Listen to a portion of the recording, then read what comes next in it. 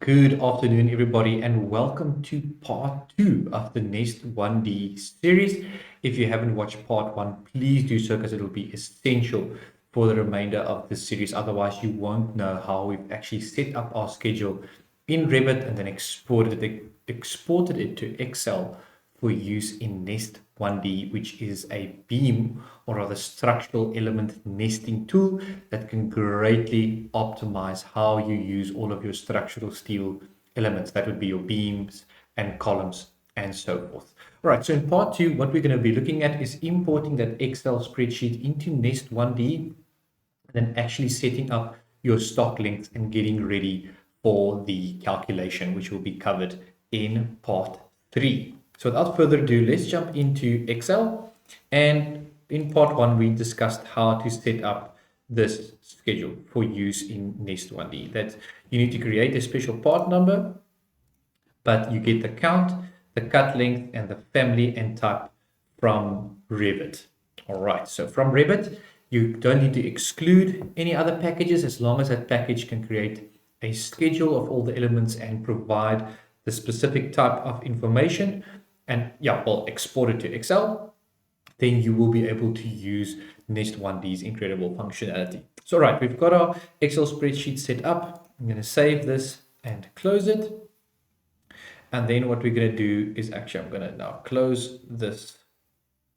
I'm going to close this one for us. And then what we're going to do is launch Nest 1D. And this is what Nest 1D looks like. We're currently on version 1.0.35.0.35. And you can see there you can import from Inventor directly, but what we are interested in is import from Excel. So I'm going to click import from Excel. And then what I'm going to do is I am going to go and look for that schedule. Just bear with me as I look for that schedule quickly.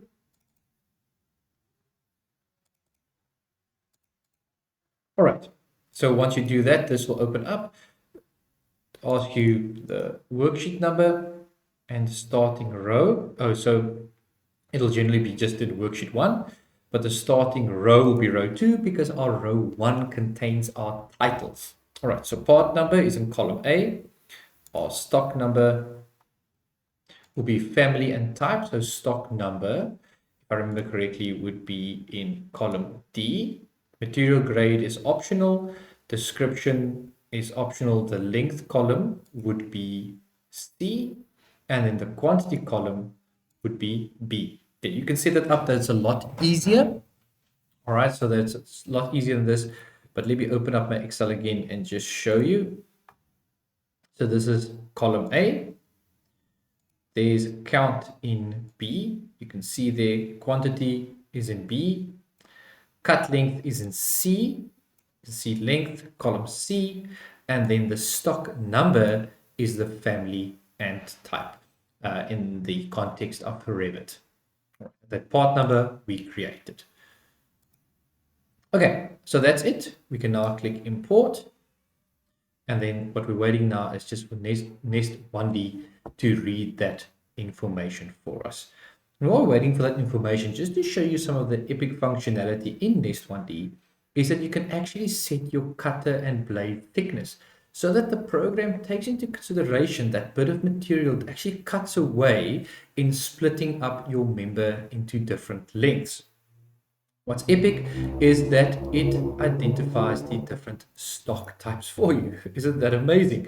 So it identifies that out of 7,980 members, I believe, that you have 89.9 by 4 mil circular hollow sections, 88.9 by 3.2, 168.3 by 8, and so forth. So identifies these types, and it will be based purely on the information that you have imported.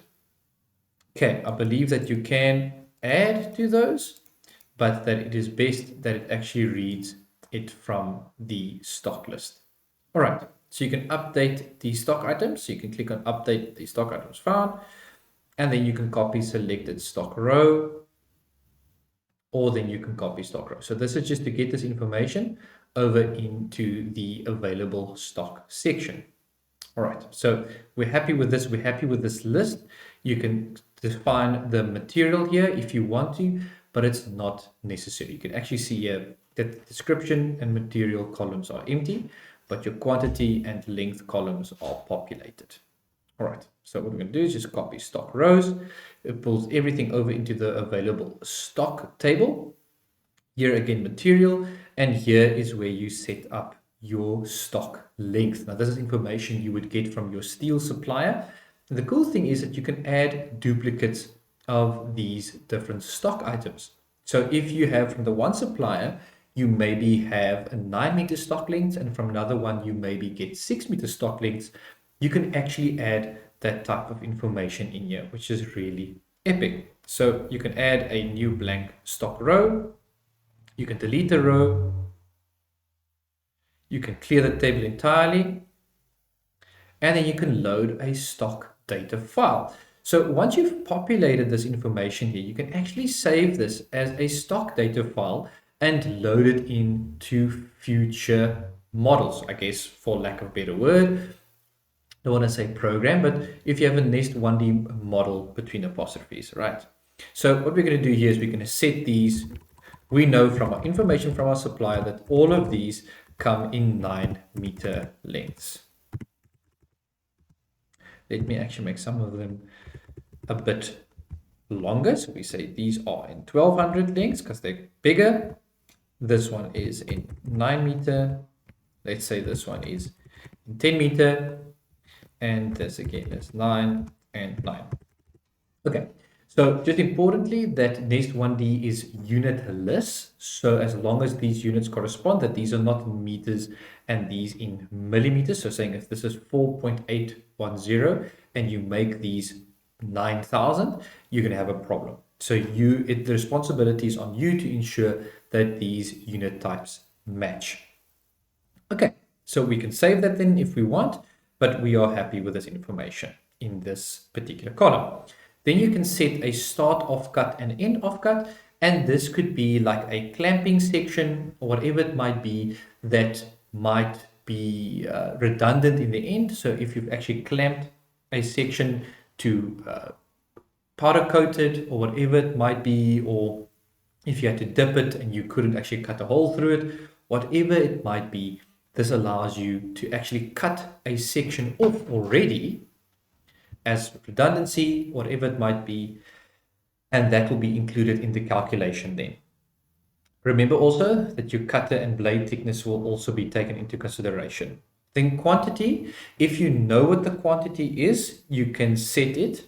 Otherwise, -1 would label it as an infinite quantity so that you don't have to worry about how many of these stock lengths are available. But if you know that information, you can actually populate it in. And then lastly, you've got priority. 5 is the highest, and usually we can leave these as is. Now, the only time you change this is actually if you have leftover stock from an old project, and you know that you've got 3-meter offcuts, you've got 4-meter offcuts, you can actually pull those in as available stock, and you can set the standard stock lengths as a slightly lower priority and set the existing offcuts as a higher priority for use. Now that I think is incredibly cool.